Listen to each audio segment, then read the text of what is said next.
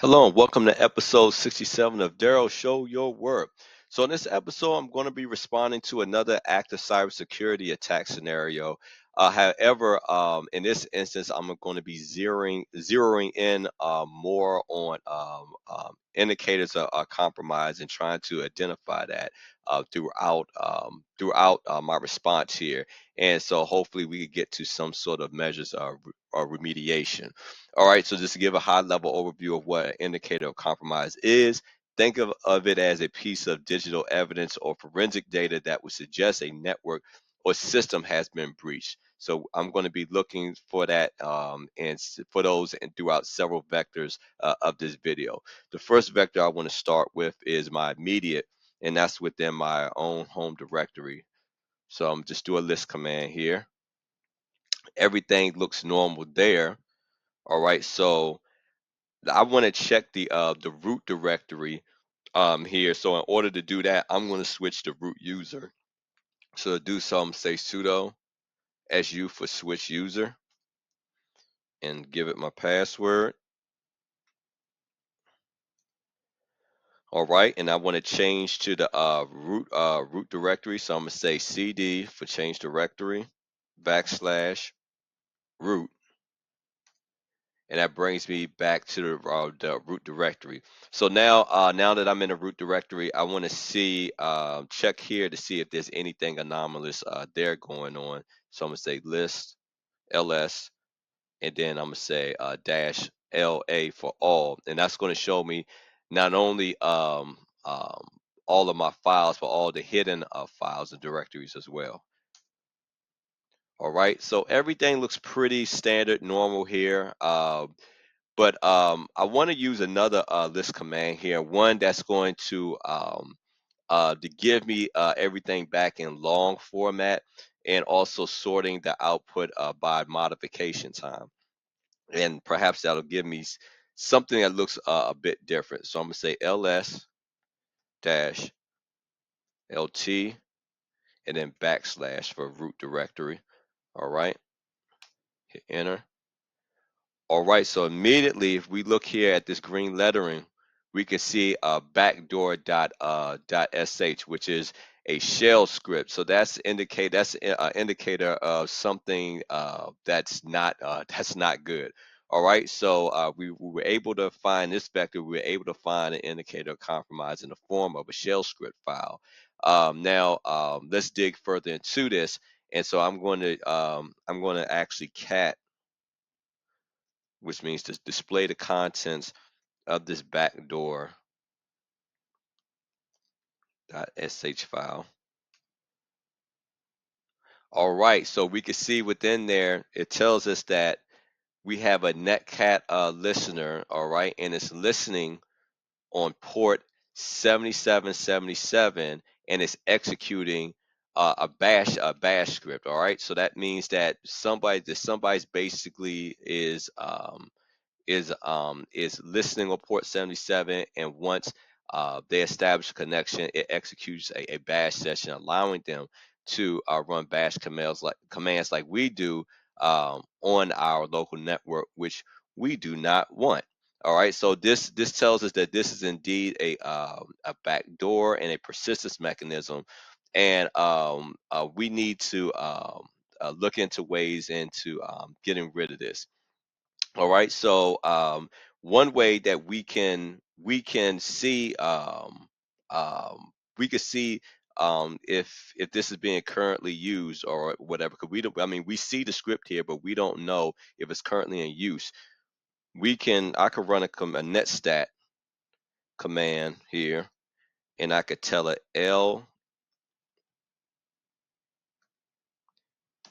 lntp. All right. So what the L does, I'm telling netstat to listening server sockets. All right, and the N is telling us to not resolve names, and then T is saying to show TCP ports, and P is saying to display the PID or program name for those sockets. All right. So let's see what's going on here. If we can find any process 70, excuse me, any the port 7777, anything running on that. So we can see there's two processes currently listening on port 77 to 77, but I'm not going to rush into to kill these processes because there could be another process that executes backdoor.sh, and this may not fully resolve our problem. So if I want to find out if there's something triggering this, I could go into our cron jab to see if maybe there's any sort of scheduled task that may be triggering this particular shell script file. So right now I'm going to leave this alone because just because I killed a process doesn't mean I've gotten to the root problem. All right. So in order to check the cron tab for any processes running the ps command, I'm going to say ps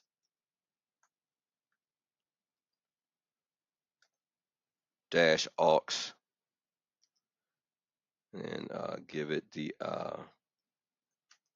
pipe and then grep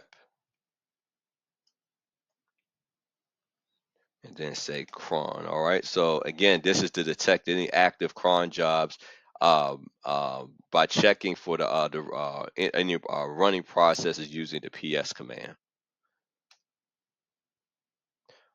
All right. So it looks like we have a few here. Um, and it looks like all four of them are being run under root. All right, so I'm gonna need to dig in a little deeper into that. All right, and so to verify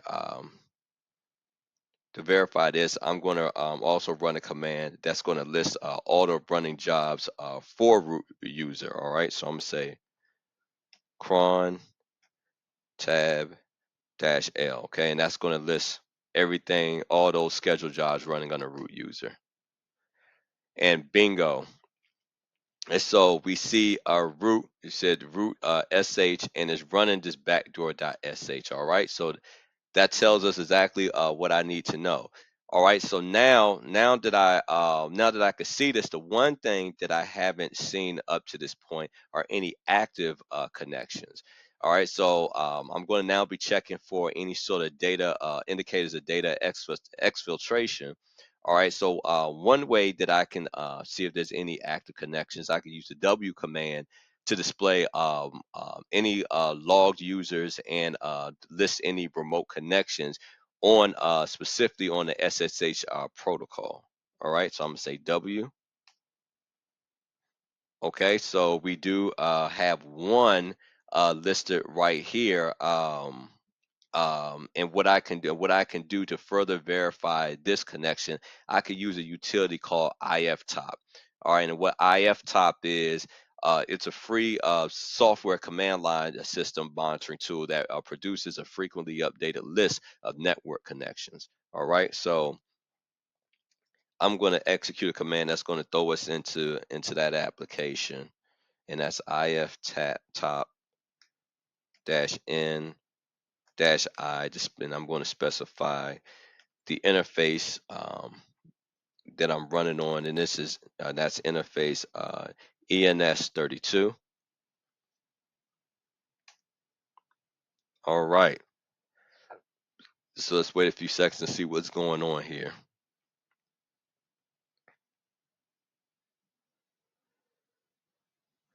All right, so it looks like our machine, this is us on the right, this dot 20 is making a connection with dot 21.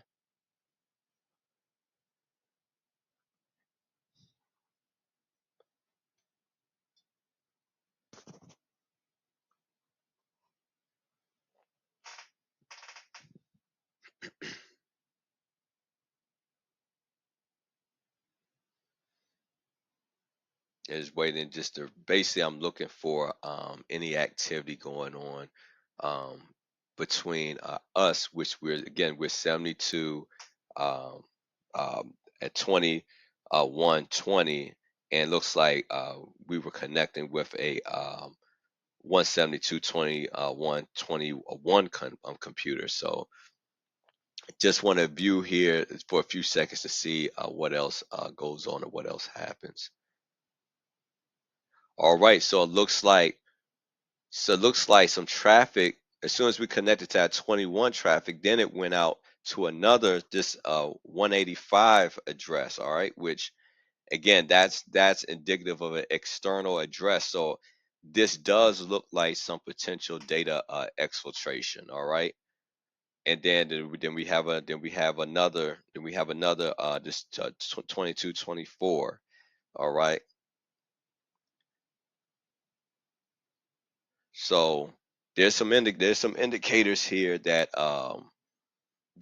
there's some connection there, at least there's some connections being made to some outside machines. All right. Um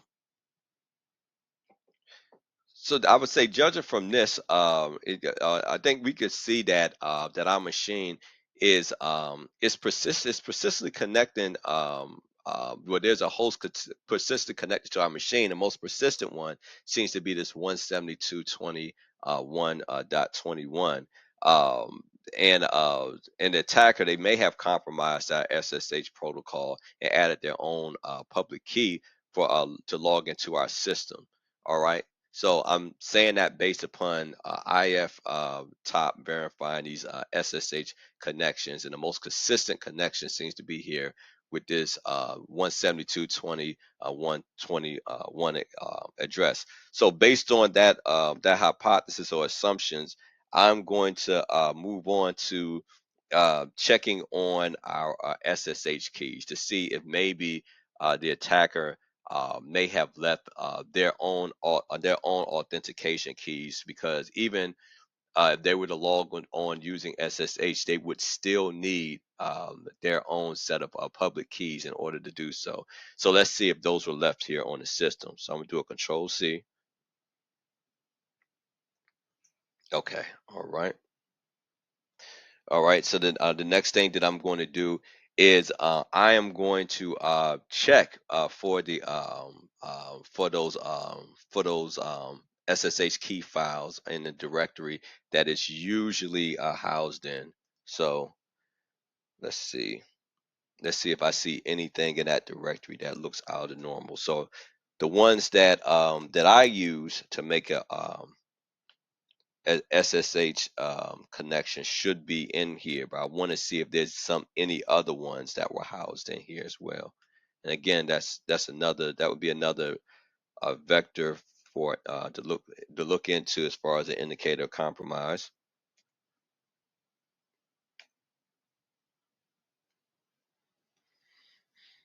All right, so nothing out of the ordinary. We see my public key in here. So I don't really see anything out of the ordinary here. But I also to kind of follow through with this, I also wanted to check the SSH HID config file just to make sure there's no indicators there as well. So to go into SSH's configuration file, I'm gonna use my text editor here, Nano, and I'm going, that file's located in etc ssh, and it's called ssh d underscore config. All right, we're in. So let's see, let's scroll down a little bit, and we want to go to a line that says authorized keys, because that's going to tell us what some things we need to know. All right. So it says authorized key file. So there should only be one path here, and that is the directory we just went into, is that .ssh directory. And we should have seen something called authorized keys. However, we did not see that there, but we didn't visit this other directory to this, which technically should not be here. It's this .secret and then backslash authorized keys. So let's take a visit there. Let's see if we could find that the authorized keys there. All right. So it seems like that's what the intruder may have named their authorized with their public public key. All right. So exit out of this. All right. This time I'm gonna say we're gonna change this. to dot secret. There, boom, is right there in there. All right, so that verifies that. So so the attacker's public key is in that directory that they created. Looks like once they got into our system. All right, so now it's time for the removal process to remove not only this user's access into our system, but also any other sort of things that may have left on our system here. So I want to start with that cron job. All right, so I'm going to say cron tab dash E, and what that allows me to do, that allows me to edit any cron jobs that I have here. All right, we just have the one here, which is that that root sh backdoor.sh. So I want to get rid of that. So it's just getting rid of that cron job, and I'm gonna control X and Y to save. All right. And so the next thing I want to do is I want to kill the netcat process. All right. So I'm gonna say pkill ncat. All right. So it's going to kill that process of them running that listener to come into our system on port 7777. All right. All right, the next thing that I want to do is I want to remove the backdoor.shell script off of our system. So I'm gonna say rm space backslash backdoor.sh. All right, and that's going to get rid of that file for me. All right, so that's gone. And now I want to stop the SSH service. All right, so temporarily while we clean some stuff up here. So I'm gonna say service SSH, and I want it to stop. All right, so it appears that that worked as far as stopping the SSH process. All right, and now I want to get rid of that inside of the SSH config file. I want to get rid of that path leading to that authorized key file, that public key file that was used by the intruder. So I'm gonna say nano. I can actually go back in my history here. I don't have to write it out. There we go. And I'm gonna go back down to that access keys line. All right, so there should only be one file path here, and I'm going to get rid of this one. All right, then I'm say Control X to exit and Y to save. All right, so now I actually need to remove the actual directory that the actual key is in. All right, so I'm going to say rm again, and this time I'm going to put dash rf, and I want to say home Ubuntu user dot secret. All right, and so this is going to remove that whole secret directory that the attacker made in order to hide their public key. All right, so now that that's gone. All right, so now that I've removed all of that, we got everything cleaned up. I'm gonna start back up the um, the SSH service again. So let's say service SSH, and I'm gonna start it up. All right. And then I just want to verify that that netcat process is gone and that we successfully cleaned everything up. So I'm going to do ps space a dash aux, and that's going to give me a list of all running processes. So I'm gonna start from the kind of move my way up and then move my way back down just to kind of glance over this and make sure that we don't have any netcat processes running. Looks good so far.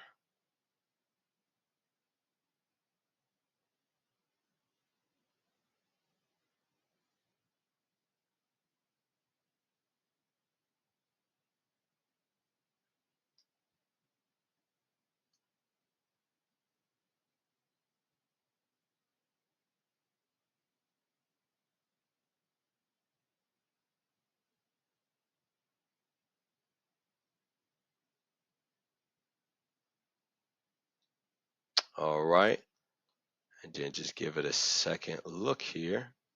Didn't see any netstat processes running. Not netstat, I'm sorry, netcat.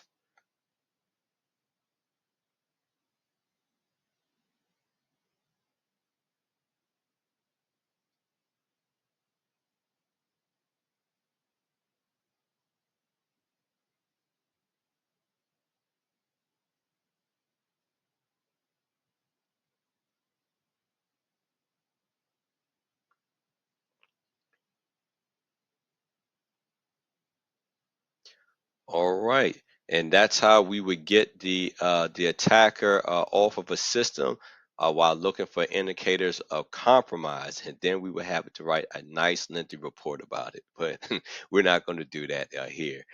So just to give a high level overview of what I accomplished here in this video. So we approached the active cyber attack here, or mock cyber attack here, and we approached it by looking for indicators of compromise in different attack vectors.